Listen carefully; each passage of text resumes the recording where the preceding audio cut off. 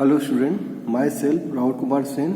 Now today we are taking another numerical problem in linear programming formulation. So this problem belongs to inspection problem, right? So problem is here. A company has two grade inspector A and B for quality control inspection. Grade A supervision can check 30 pieces in an hour with an accuracy of 96%. Grade B supervision can check 18 pieces in an hour with an accuracy of 92%. Right? At least 3,000 pieces must be checked in a day of 8 working hours.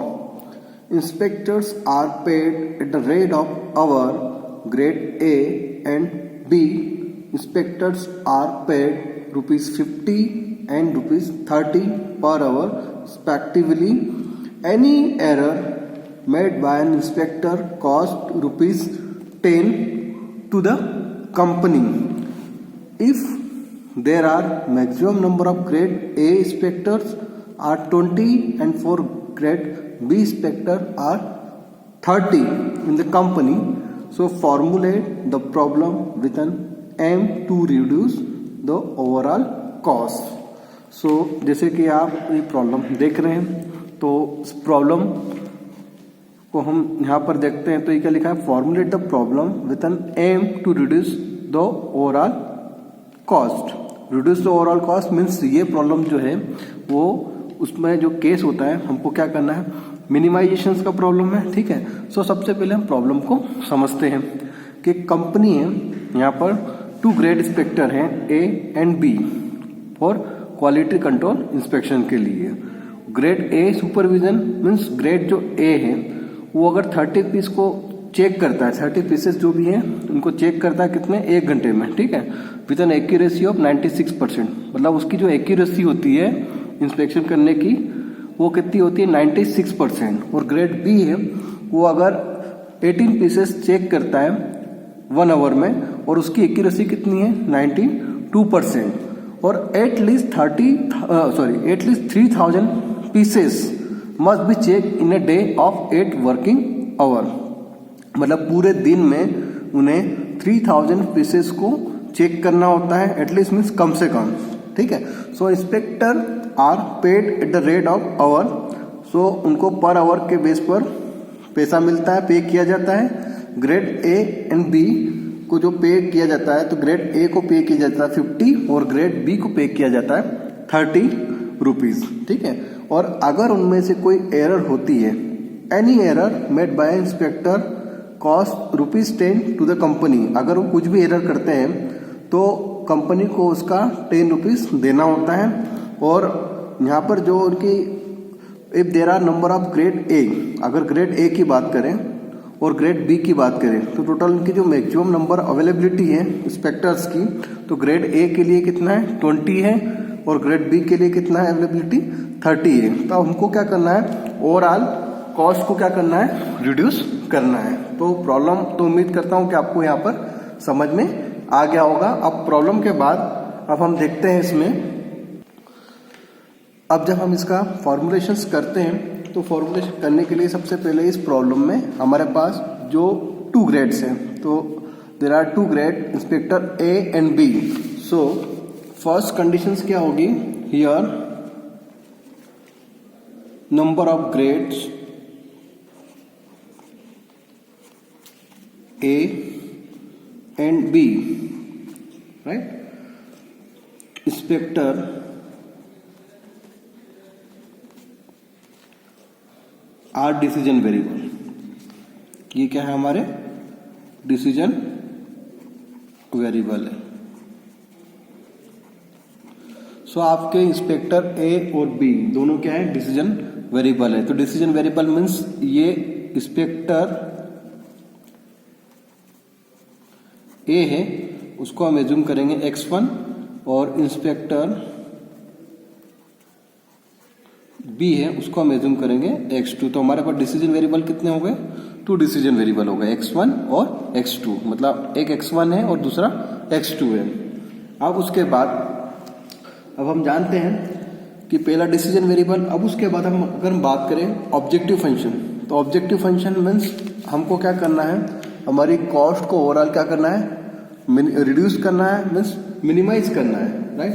So now the objective function, the objective is to minimize overall cost. So there are two types of cost, right? First is the inspection wages to the inspector, and second is the penalty that company has to pay if any grade inspector makes error. ठीक है, मतलब दूसरा क्या है कि दो तरह के, अगर हम बात करें कि दो तरह की कॉस्ट होती है। एक कॉस्ट वो कि जिसमें क्या होता है कि जो इंस्पेक्टर इंस्पेक्शन करता है इसका आपके पीस का, ठीक है, तो उसका उसको कंपनी पेड करती है। और दूसरा कि अगर वो कोई एरर करता है तो कंपनी को उसकी पेनल्टी चुकानी पड़ती है, ठीक है। So here grade A inspector is paid ₹50 per hour, right. So अगर हम बात करें for grade A inspector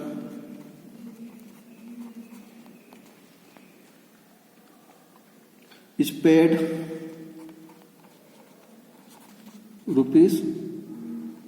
₹50 per hour, right? And he works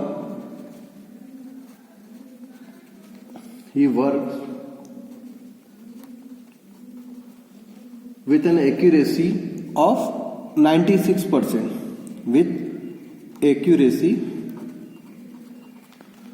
an 96%, मतलब उसके इंस्पेक्शन करने की जो एक्यूरेसी वो कितनी है, 96%। मतलब एक बात तो क्लियर है कि वो 4% एरर को कमिट करता है, ठीक है। अगर वो 4% एरर को कमिट करता है, so for grade A inspector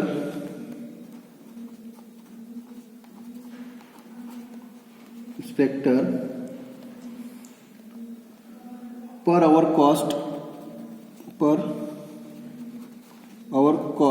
मतलब 1 घंटे का उसका टोटल कॉस्ट जो उसको पेड किया जाता है वो कितना होगा। तो जैसे कि मैंने आपको अभी बताया, for grade A inspector is paid ₹50, तो 50 तो हो गई, ठीक है। और प्लस अब ऑब्वियस सी बात है कि अगर 96% उसकी एक्यूरेसी है तो 4% उसकी क्या होगी, एरर भी होगी। तो अब टोटल पीसेस कितने हैं जो कि उसको इंस्पेक्शन करना है, कितने इंस्पेक्शन करना है, 30 पीसेस, ठीक है। सो एक तो क्लियर बात है कि 4% आउट ऑफ 30, ठीक है। और उसके साथ कंपनी को पे करना पड़ेगा ₹10 उसके मल्टीपल में, तो ये हो जाएगा 50 प्लस 4 ऑफ 30% और 4% ऑफ 30 पीसेस और मल्टीप्लाई 10, तो ये हो जाएगा टोटल ₹62, ठीक है। अब ₹62 ये कितना हो पर आवर के लिए। अगर मैं इसको पूरे 8 आवर्स की बात करूं तो ये हो जाएगा मेरा टोटल 496, ठीक है। तो ग्रेड ए के लिए कितना हो गया आपका 496। और उसी तरह अभी मैंने ग्रेड ए की बात करी, अब मैं सिमिलरली ग्रेड बी इंस्पेक्टर, सो पर आवर कॉस्ट तो वो कितनी होगी, वो होगी ग्रेड बी के लिए अगर बात करूं तो देखिए पहले ग्रेड ए के लिए 30 पीसेस के लिए मैं देखा था। अब ग्रेड बी की बात करूं तो ग्रेड बी कितने लिए 18 पीसेस। अब उसमें भी क्या है कि 18 pieces in hour with an accuracy of 92%, ठीक है। अब 92% उसकी क्या है एक्यूरेसी, मतलब वो कितने परसेंट एरर करेगा, 8% एरर को कमिट करेगा। तो उसको टोटल पेड कितना किया जाता है, अगर वो ग्रेड बी इंस्पेक्टर को ₹30 मिलता है, ठीक है। और प्लस अब वो 8% एरर करता है, कितने पीसेस के लिए, ऑफ 18 पीसेस के लिए, और मल्टीप्लाई 10। सो टोटल इसका हो जाएगा आपका, ये हो जाएगा 44.4 रुपीज, राइट। तो ये इतना हुआ। अब चूंकि अगर हम ओवरऑल 8 आवर्स की बात करें तो 44.4 मल्टीप्लाई 8, तो ये हो जाएगा हमारा 355.2, ठीक है। सो आपको यहां से अब ऑब्जेक्टिव फंक्शन मतलब ऑब्जेक्टिव जो आपका है वो क्या हो जाएगा। अब हमको ऑब्जेक्टिव मेरा क्या है, कॉस्ट को क्या करना है, मिनिमाइज करना है। सो द ऑब्जेक्टिव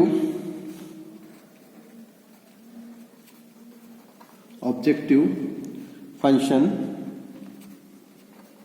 वो कितना हो जाएगा, ऑब्जेक्टिव फंक्शन। अब चूंकि क्या करना है, हमको मिनिमाइज करना है, ठीक है। तो ऑब्जेक्टिव फंक्शन जेड मिनिमाइज, ठीक है।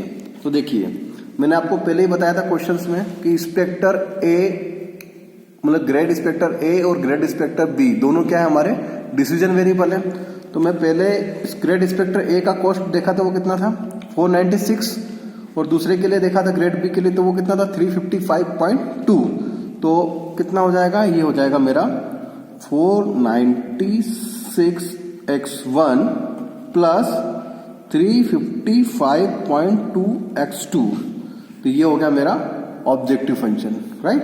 तो पहले तो मैंने क्या निकाला था, आइडेंटिफाई करा था डिसीजन वेरिएबल का, तो डिसीजन वेरिएबल का आइडेंटिफाई कर लिया था x1 और x2, और उसके बाद मैंने ऑब्जेक्टिव फंक्शन निकाला। तो ऑब्जेक्टिव फंक्शन मींस कॉस्ट को क्या करना है, हमको ओवरऑल मिनिमाइज करना है। तो ग्रेड स्पेक्टर ए और ग्रेड स्पेक्टर बी के दौरान हमें यहाँ पर कितना उसको पेड किया जाता है, उसके बेस पर हमने यहाँ पर उसका ऑब्जेक्टिव फंक्शन आइडेंटिफाई कर लिया। तो वो कितना आया, Z minimise equals to 496x1 plus 355.2x2। Clear. अब नेक्स्ट में है हमारा कंस्ट्रेंट्स। तो अब हम कंस्ट्रेंट्स को फोकस करेंगे।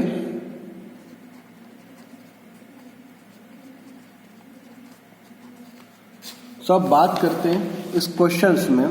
तो क्वेश्चंस में जो कंस्ट्रेंट्स हैं, कंस्ट्रेंट्स कौन कौन से हैं, एक तो ये है कि there are 2 types of constraints are there. First constraint is on number of inspector in each grade, and second constraint is on number of pieces to be inspected। so हमारे पास 2 constraints हैं, एक तो नंबर ऑफ इंस्पेक्टर और एक number of constraint जहां पे हम उसको पीसेस के लिए इंस्पेक्टेड कितने नंबर ऑफ पीसेस को वो इंस्पेक्टेड करता है, ठीक है। तो कितने नंबर ऑफ पीसेस को एक्सपेक्टेड करता है और कितने नंबर ऑफ इंस्पेक्टर्स हैं। तो सबसे पहला हम बात करें कंस्ट्रेंट्स के लिए। तो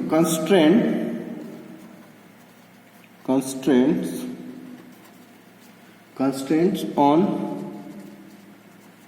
number of grade A inspector, ठीक है। तो वो कितना है, ए इंस्पेक्टर के लिए तो हम x1 से सिंबल करते हैं। अब चूंकि क्वेश्चन में क्या दे रखा है, एट लीस्ट 3000 पीसेस। तो एटलीस्ट का मतलब जो सिंबल जैसे ये हो जाएगा ग्रेटर देन इक्वल, सॉरी कितना हो जाएगा, कितने हैं, sorry at least oh by mistake, तो सॉरी। तो जो constraint on number of grade A inspector, तो वो कितना हो जाएगा आपका, ये हो जाएगा x1, और नंबर ऑफ इंस्पेक्टर कितने हैं यहाँ पर, ये हम देख रहे हैं कि इंस्पेक्टर ए के लिए 20 और बी के लिए कितना है 30। तो ये मैक्सिमम नंबर है, तो इसका जो सिंबल होगा वो इस तरह होगा, x1 less than equals to 30 grade A1 के लिए, और x2 के लिए कितना हो जाएगा, लेस देन सॉरी x1 के लिए था 20 और x2 ग्रेड 2 के लिए कितना हो जाएगा 30।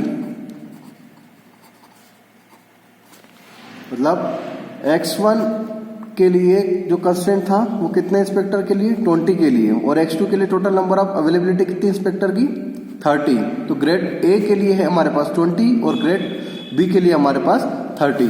क्वेश्चन में क्या है कि there are maximum number of grade A inspector are 20 and grade B inspectors are 30 in the company. तो पहला कंस्ट्रेंट किसके लिए हो गया हमारा, इंस्पेक्टर के लिए हुआ, तो inspector A and inspector B के लिए। क्लियर। अब नेक्स्ट की हम बात करें, दूसरे कंस्ट्रेंट्स की बात करें। So on the number of pieces, on the number of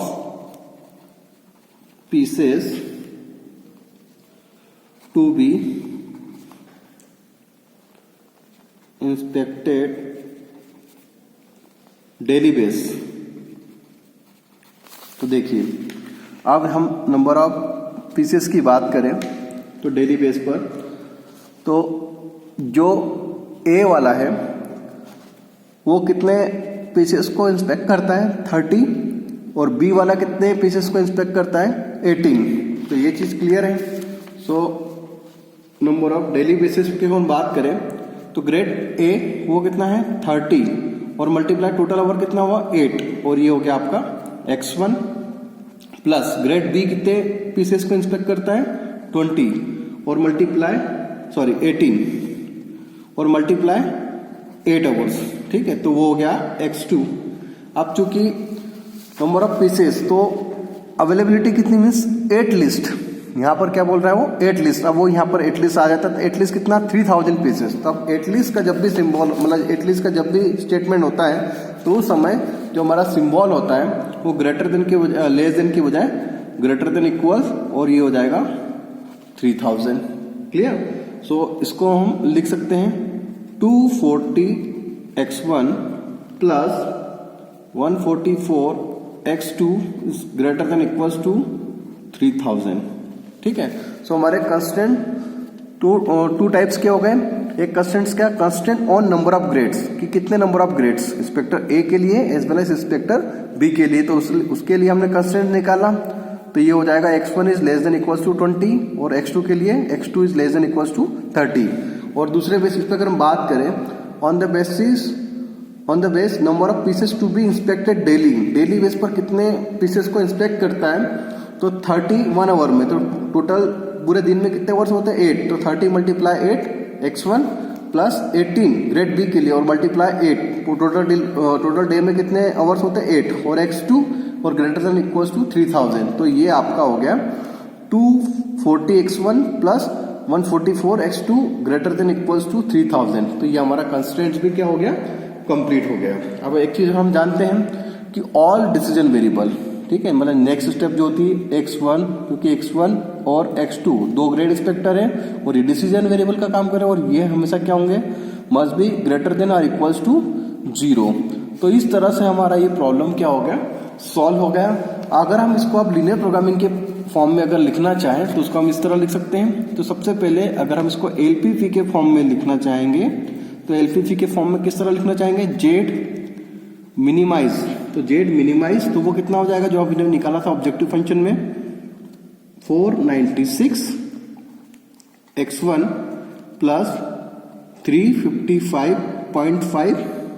0.2 x2, और सब्जेक्ट टू कंस्ट्रेंट। तो सब्जेक्ट टू कंस्ट्रेंट हमने निकाला था, अभी निकाला है ना, तो इसके बेस पे constraint on number of grades और constraint on pieces to be inspected daily basis. तो ये कितना हो जाएगा, ये हो जाएगा x1 is less than 20 grade inspector 1 और x2 is less than equal to 30 grade inspector B, A और बी के लिए। ठीक है। और उसके बाद कंस्टेंट 2 क्या था, on the number of pieces to be inspected daily. तो सेकंड कंस्टेंट क्या था, ये 240x1 plus 144x2 is greater than equals to, ये हो जाएगा 3000। अब ये सिंबल क्यों, क्योंकि एट लिस्ट है। ठीक है, तो एट लिस्ट मीन्स कम से कम, तो ये at least greater than equals to 3000। और उसके बाद last x1 x2, x1 means decision variable for grade A inspector और x2 means decision variable for grade inspector 2, और this is always greater than equals to 0। तो इस तरह linear programming problem का जो फॉर्मेट है इस तरह हम इसको लिख सकते हैं।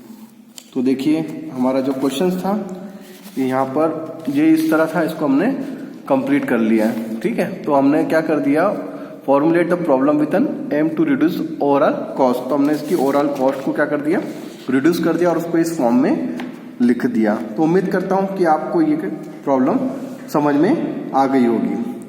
Thank you.